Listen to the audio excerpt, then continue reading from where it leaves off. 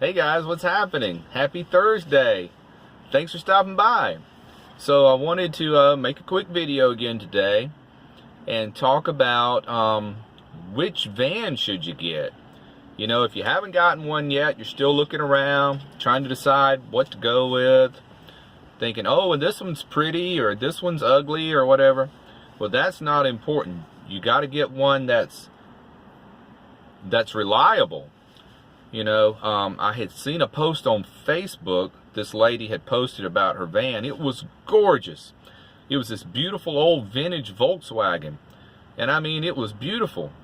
But she had talked about all the times it's broken down on her and all the money she's had to spend on getting the thing repaired. I'm like, oh my God, that would be my worst nightmare.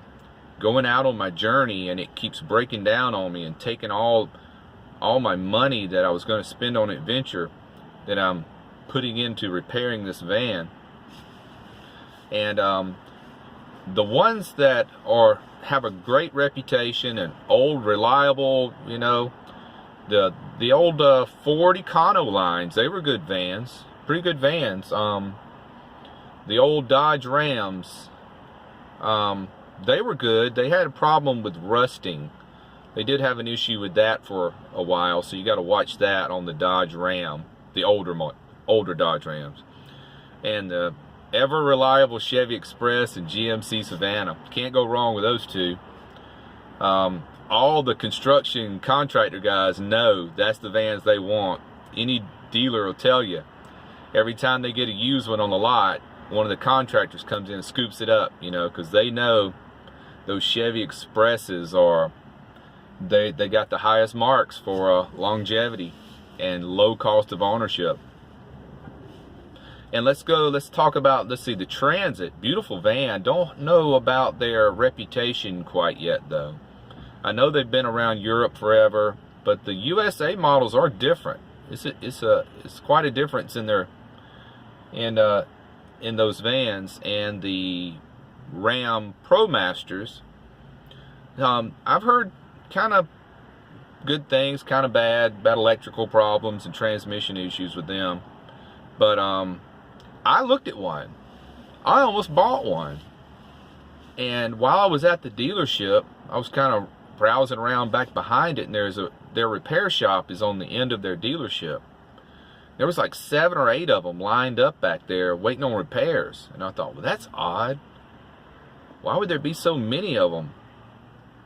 And the guy said, oh, we're one of the service locations. I said, what do you mean? He said, well, just because you sell Ram products doesn't mean you can repair Ram ProMasters. I went, what do you mean?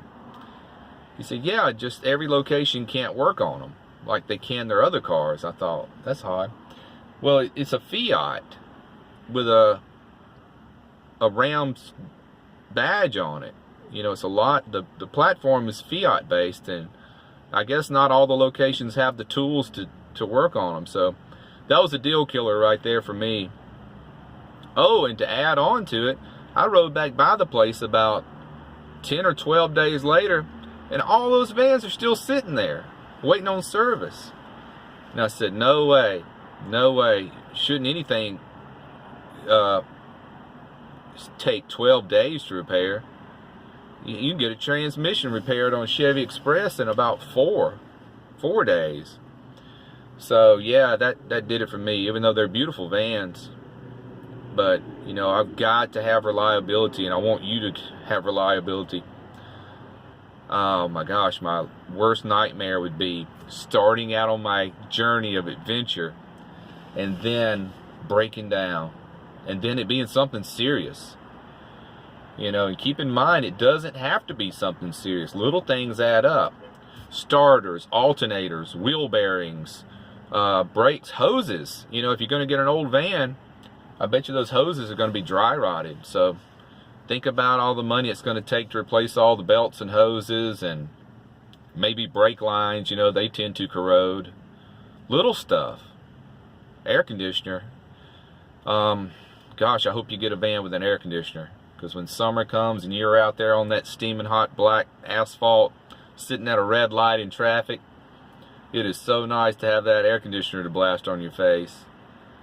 So if you can afford it, gosh, I hope you get that. That would be brutal without it. But yeah, old van. If you can get an old van, low mileage, that's got that good reputation for being reliable, go for it.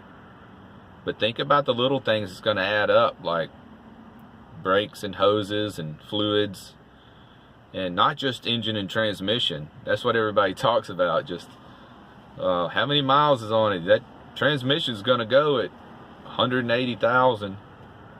You know, that kind of thing. Well, you're also going to have to deal with, you know, brake rotors, little stuff,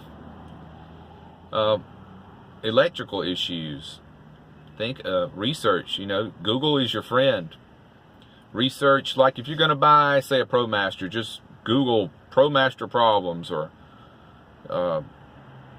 Ford problems or something like that, and all this stuff will pop up.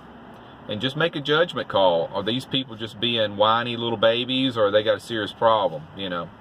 So Edmunds and Consumer Reports, it's great resources to go with.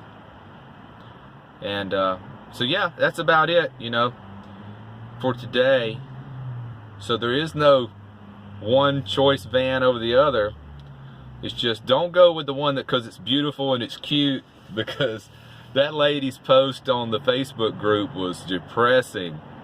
Her van was gorgeous, but the thing was always broke down. And I was like, oh my goodness, I guess I'll make a video and maybe it'll get out there and people will use good judgment. Don't get it because it's pretty. Get it because it's got a good reputation. Alright guys, well I'm going to sign off here. Take care of yourself, be well, and hit the alert bell. See you later. Bye.